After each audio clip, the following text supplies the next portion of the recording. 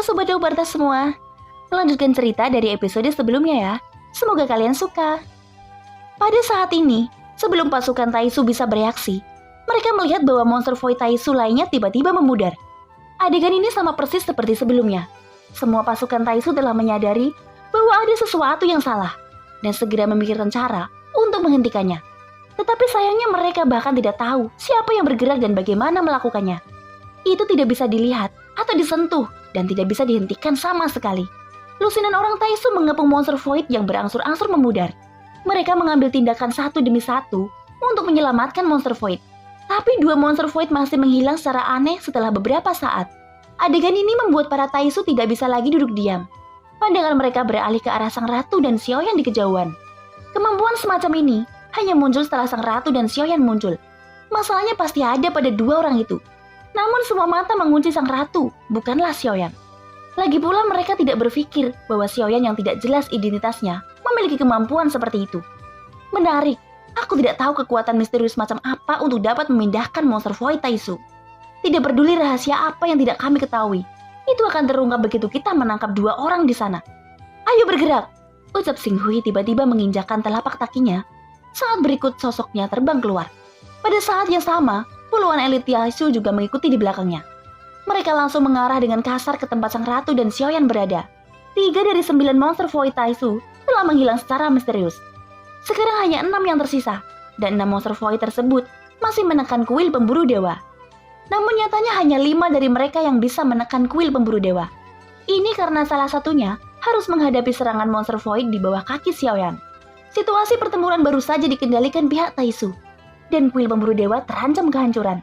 Tetapi munculnya Xiaoyan dan Sang Ratu langsung membuat situasi pertempuran menjadi semakin rumit.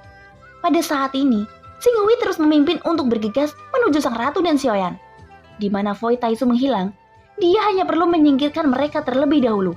Hanya dengan cara itu, maka masalah ini akan menjadi jelas. Namun tepat ketika mereka bergegas menuju Xiaoyan, tiba-tiba saja mereka berhenti lagi. Mata mereka terbuka lebar karena terkejut. Ini karena di depan mereka saat ini muncul 3 void Taisu secara tiba-tiba. Dengan kata lain, 3 monster void yang baru saja menghilang telah muncul kembali di samping Xiaoyan. Adegan ini benar-benar tidak bisa dipercaya. Saat ini dengan milik Xiaoyan sendiri, total sudah ada 4 monster void di sisinya. Pasukan Taisu mencoba memanggil, tetapi monster void di sisi Xiaoyan tidak menanggapi panggilan mereka. Adegan ini lebih tidak dapat diterima. Mereka masih tidak tahu bagaimana Xiaoyan melakukannya. Xing Hui yang baru saja penuh percaya diri sontak saja menjadi kaku. Lusinan orang yang dipimpin olehnya juga tertegun dan terhenti di udara. Dalam sekejap, mereka sudah kehilangan 4 monster void yang sangat mempengaruhi kekuatan tempur mereka. Adegan ini membuat semua pasukan Taisu tidak tahan lagi. 10.000 tentara Taisu bergegas keluar secara bersamaan. Semuanya mengenakan armor dewa palsu. Artinya, masing-masing dari mereka sudah di level keabadian Kaisar. Formasi ini sudah menjadi yang terbesar sejak Taisu datang ke alam Suanin. Meskipun tidak bisa dibandingkan dengan keabadian pada level yang sama, setidaknya satu level di bawahnya tidak bisa menandinginya. Xiaoyan lalu berkata, "Sepertinya kita akan menjadi target utama mereka," ucap Xiaoyan kepada Sang Ratu. Tidak ada rasa takut dalam ekspresinya. Sang Ratu tertawa kecil, lalu dia berkata, 10.000 orang ini sepenuhnya mengagumi sang suami. Mungkin mereka ingin meminta tanda tangan darimu, ucap Sang Ratu. Tidak masalah, aku akan menyambutnya dengan senang hati. Membersihkan orang-orang Taisu di alam Suanin, ini bisa dikatakan mengurangi ancaman untuk dunia sensi. Orang-orang Taisu semuanya mengandalkan armor dewa palsu. Tetapi sebenarnya mereka hanya dosia. Adapun orang tanpa pelindung armor itu, dia sedikit lebih kuat dan telah mencapai Dewa Dao. Levelnya pasti berbeda. Dia mungkin bisa menggunakan kekuatan keabadian dengan cara yang paling brutal. Tapi setelah melawan orang Taisu, aku menemukan bahwa meskipun kekuatannya kuat, mereka tidak dapat menggunakan kekuatan keabadian untuk melakukan keterampilan bertarung, ucap Xiaoyan dengan suara rendah. Saat ini, meskipun Xiaoyan masih merupakan aura Dewa Dao, dia memiliki perasaan yang luar biasa kuat. Saat berbicara, Xiaoyan mengangkat telapak tangannya. Ketiga monster void juga termasuk dalam ranah reruntuhan. Xiaoyan menyadari itu ketika dia membawanya ke dalam dimensi reruntuhan spiritual di pagoda emas. Dia menghapus wasiat asli sebelum mengendalikannya. Mereka diubah secara paksa oleh Taisu dan direduksi menjadi senjata pembunuh mereka. Yuan Er, aku akan memulainya terlebih dahulu. Dalam hal ini, kamu tidak perlu turun tangan, ucap Xiaoyan. Setelah berbicara, dia menghentikan jarinya dengan ringan. Keempat monster void Xiaoyan perlahan membuka mulutnya yang besar. Sinar cahaya pemusnahan berkumpul di mulut mereka dan ditembakkan ke arah 6 monster void Taisu. Serangan dari 4 monster void Xiaoyan harus diblokir, sehingga penindasan kuil pemburu dewa akan jauh lebih kecil. Monster pembunuh melawan monster pembunuh. Sekarang, biarkan aku melihat kekuatan seperti apa yang dimiliki 10.000 orang Taisumu, ucap Xiaoyan berkata dengan mendominasi. Sosoknya sudah mengambil langkah maju, menghadapi 10.000 elit Taisu. Ini dia mengulurkan telapak tangannya dan mengeluarkan penguasa Xuan di belakangnya. Nyala api melonjak dari tubuhnya, itu menyebar luas menjadi lautan api di sekitarnya. Adegan spektakuler ini juga mengejutkan para Taisu. Sosok Xiaoyan seperti bintang yang bersinar dalam kehampaan yang redup. Tentu saja yang paling membuat Taisu gemetar adalah baju besi dewa palsu yang dikenakan Xiaoyan. Mereka tidak tahu bagaimana Xiaoyan melakukannya. Bagi mereka, tidak ada orang luar yang bisa melakukan semacam itu. Justru karena ketidaktahuan inilah sehingga mereka merasa takut pada Xiaoyan. Suji yang berdiri di samping juga melihat sosok Xiaoyan. Pupil matanya menyusut dan wajahnya dipenuhi kejutan. Hanya sang ratu yang berada jauh di belakang tidak menunjukkan fluktuasi emosi apapun. Tatapannya yang lembut hanya ditunjukkan kepada Xiaoyan. Rambut birunya seperti air terjun, pinggangnya yang ramping, begitu indah seperti pohon willow. Suji masih tidak mengerti mengapa sang ratu sangat menghargai Xiaoyan. Juga tidak mengerti siapa yang sebenarnya Xiaoyan dan mengapa wajahnya terlihat persis seperti dia. Tatapan kagum sang ratu terkunci pada Xiaoyan. Seolah-olah dia ingin memberitahu dunia dengan matanya bahwa dia adalah laki-lakinya. Pada saat ini, 4 monster void di belakang Xiaoyan menembakkan 4 cahaya yang penuh kekuatan penghancur. Serangan itu menyapu 6 monster void Taisu. Monster void Taisu yang awalnya menekan kuil pemburu dewa harus mengerahkan jumlah yang sama untuk menghadapi monster void Xiaoyan. Kekuatan penghancur yang mengerikan ini jika Xiaoyan tidak mengambil alih 4 darinya. Begitu 10 monster void bergabung dengan serangan seperti itu, diperkirakan bahkan dunia manapun akan hancur.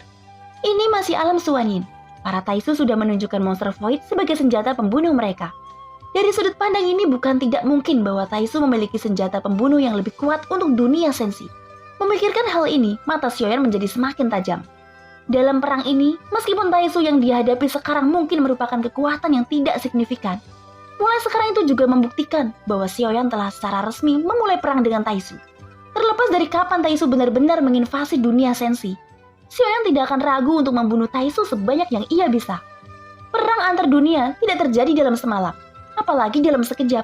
Perang akan berlangsung selama ratusan tahun, dan mungkin berlangsung selama ribuan tahun atau bahkan lebih lama. Bagaimanapun, untuk sepenuhnya mengalahkan kehendak dunia dan kemudian menggantikannya, secara alami pertempuran antara kedua belah pihak akan mencapai tingkat yang tak terbayangkan. Pada saat itu, dunia sensi juga akan direduksi menjadi pedang perang surah. Dan Xiaoyan sekarang berniat untuk merasakan kekuatan dari Taisu terlebih dahulu. Dalam pertempuran ini, dia juga ingin membiarkan Taisu mengerti bahwa tidak mudah menguasai dunia yang bukan miliknya. Pada saat ini, 10.000 orang Taisu sudah berada di depan Xiaoyan. Mereka semua mengenakan baju besi dewa palsu. Kekuatan mereka hanya bisa dibedakan dari kristal merah di dada mereka. Adapun mereka yang berada di tim garis depan, armor dewa palsu mereka memiliki bentuk yang berbeda. Di tengah dadanya, ada 4 kristal merah yang bersinar dengan mengesankan. Xiaoyan menundukkan kepalanya dan melihat bahwa armor dewa palsunya hanya memiliki 1 kristal merah. Dan fungsi kristal merah itu adalah untuk menyimpan kekuatan keabadian. Semakin banyak kristal merah, semakin banyak kekuatan abadi yang dapat digunakan dalam pertempuran. Menghadapi 10.000 orang Taisu, ini Xiaoyan tidak memiliki rasa takut sedikit pun. Dia sepertinya tidak berniat untuk meminta bantuan dari siapapun, dan dia bahkan tidak pernah melihat ke kuil pemburu dewa. Dari penampilannya, dia sepertinya berniat melawan 10.000 Taisu sendirian. Apa yang ingin dia lakukan? Jangan katakan dia ingin melawan 10.000 orang Taisu sendirian. Kekuatan mereka sudah mencapai keabadian kaisar. Meskipun mereka bukan keabadian kaisar asli, tetapi kekuatan keabadian melalui baju besi yang tidak ada bedanya dengan yang asli, ucap tentara-tentara dari kuil pemburu dewa. Tapi mengapa orang yang melawan 10.000 Taisu itu mengenakan baju besi yang sama? Bukankah dia seharusnya juga anggota Taisu? Lalu siapa sebenarnya dia? Ucap tentara kuil pemburu dewa menjadi lebih bingung. Tunggu dulu, coba lihat dengan hati-hati. Tidakkah kalian menyadari bahwa wajahnya terlihat sangat familiar? Jawab tentara kuil pemburu dewa. Segera ratusan ribu tentara dari kuil pemburu dewa memfokuskan matanya pada Xiaoyan.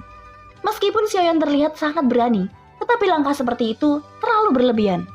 Bagaimanapun juga lawannya adalah 10.000 Taisu. Masing-masing dari mereka memiliki kekuatan keabadian kaisar, dan kekuatannya tidak terbayangkan. Wajah itu, dia adalah Tuan Kuil. Dia terlihat persis sama dengan kuil kita. Kudengar, Tuan Kuil memiliki tiruan. Mungkinkah dia merupakan salah satu tiruan dari Tuan Kuil? Ucap tentara pemburu dewa langsung bersorak. Meskipun pakaian dan gaya rambutnya berbeda dengan Suci, tetapi fitur wajah Xiaoyan persis sama dengan Suci. Segera kebanyakan orang berpikir bahwa Xiaoyan adalah ketua kuil mereka. Dan mereka juga percaya bahwa hanya ketua kuil mereka lah yang bisa memberikan kejutan seperti itu. Di sisi lain, monster void Taisu berbagi menjadi 4 untuk menghadapi 4 monster void Xiaoyan. Jadi saat ini, hanya ada 2 monster void Taisu yang mengenalkan kuil pemburu dewa. Cahaya keemasan dari formasi awan mata angin yang dikendalikan sang ratu sangat kuat. Sekarang hanya ada 2 monster void yang mengenakannya. Dan kekuatan penekannya secara alami tidak dapat menjebak semua orang di kuil pemburu dewa. Sehingga mereka bisa dengan bebas menyaksikan pertempuran yang menentukan antara Xiaoyan dan 10.000 Taisu. Semua orang menonton adegan ini dengan semangat juang yang membara. Bahkan kebanyakan dari mereka mulai berteriak keras untuk Xiaoyan. Tuan Kuil tidak terkalahkan di alam Suanyin ini. Tuan Kuil kita akan menjadi orang pertama yang akan menghancurkan Taisu bajingan ini. Ucap semua jenis suara datang dan pergi. Semua berteriak dan bersorak. Semua suara ditunjukkan kepada Xiaoyan, sehingga Xiaoyan tertegun sejenak. Dalam sekejap, teriakan itu sepertinya telah mencapai titik tertinggi. Tentu saja peresminya bukan untuk melihat ekspresi 2 klon Suci di atas binatang terbang itu. Bahkan Suci tidak menyangka bahwa semua orang akan mengira Xiaoyan adalah Adia. Adegan ini seketika membuat Suci sangat kesal. Dia mengepalkan tinjunya tanpa sadar, dan pada saat ini dia merasa identitasnya diambil oleh Xiaoyan. Hanya saja Xiaoyan tidak memperhatikan suara-suara ini. Sekarang pikirannya hanya untuk menghancurkan puluhan ribu orang Taisu menjadi berkeping-keping. Semua pasukan Taisu melayang di udara. Mereka tidak bertindak gegabah. Mereka sepertinya takut pada Xiaoyan dan tidak berani mendekat dengan mudah. Bahkan Suci tercengang. Dia tidak tahu apa yang dilakukan Xiaoyan. Mungkinkah dia benar-benar berencana menggunakan 1 lawan 10.000? Mereka adalah 10.000 orang kuat dengan kekuatan keabadian kaisar. Bahkan ratusan ribu pasukan dari kuil pemburu dewa tidak dapat mengalahkan mereka. Pada saat ini, terlihat nyala api di bawah kaki Xiaoyan masih menyebar dan nyala api telah menutup kehampaan. Ketika nyala api naik di beberapa titik, terlihat beberapa bayangan hitam besar muncul di belakang Xiaoyan. Bayangan hitam ini adalah Jiu Ying, Xiaoju, naga skala darah, dan Sureung. Mereka dapat dianggap sebagai prajurit terkuat Xiaoyan. 4 bayangan hitam besar yang tiba-tiba muncul di belakang Xiaoyan membuat semua orang terpana. Kemudian Xiaoyan tidak ragu-ragu, dia melangkah maju dengan telapak kakinya. Saat berikutnya, sosoknya melesat ke arah Taisu dengan sikap mendominasi. Tujuannya adalah Xin Hui. Dia tahu bahwa Xin Hui merupakan salah satu pemimpin dari kelompok Taisu. Mata Xin Hui tertuju pada semua orang Taisu. Sebagai salah satu pemimpin tim, dia harus melawan Xiaoyan saat ini. Segera armor dewa palsu di tubuh Xin Hui menyebar seperti cairan. Itu menutupi wajahnya sepenuhnya. Tanpa ragu lagi, dia juga berubah menjadi pelangi panjang menuju Xiaoyan dengan tegas. Tidak peduli siapa kamu atau metode apa yang kamu gunakan untuk mendapat armor dewa palsu. Hanya berdasarkan kekuatan ini saja, kamu akan hancur. Ucap Xin Hui, suara yang datang dari bawah armor. Dia mengangkat lengannya, duri tajam muncul di tinjunya, dan aliran kekuatan abadi mengalir di tubuhnya kemudian mengembun ke arah tinjunya. Xin Hui melesat lurus seperti garis pelangi, tapi Xiaoyan berbeda. Di kehampaan yang dilintasinya adalah garis api. Saat berikutnya, keduanya bertabrakan dengan sengit. Suara teredam bergema di kehampaan. Untuk sementara keduanya tampak seimbang. Berani mengambil armor dewa palsu milik Taisu, kamu akan mati. Ucap Xin Hui, suaranya yang dalam terdengar selama bertabrakan. Mengambil armor dewa palsumu? Apakah kau tidak tahu bahwa armor dewa palsu hanya bisa dikendalikan oleh darah Taisu? Kamu bisa mengartikannya sendiri. Ucap Xiaoyan dengan seringnya di wajahnya. Kata-kata ini segera mengguncang hati Xin Hui. Pada saat yang sama, tinju Xiaoyan meledakkan kekuatan yang kuat. Dampaknya menyebabkan Xin Hui sedikit terguncang, tetapi dia tidak menembak mundur. Setelah Xin Hui menstabilkan tubuhnya, dia tidak ingin pikirannya terganggu lagi. Tidak peduli apakah Xiaoyan berasal dari dunia Taisu atau bukan, dia harus mengalahkannya terlebih dahulu. Hanya setelah mengalahkan Xiaoyan maka rahasia apapun akan terungkap.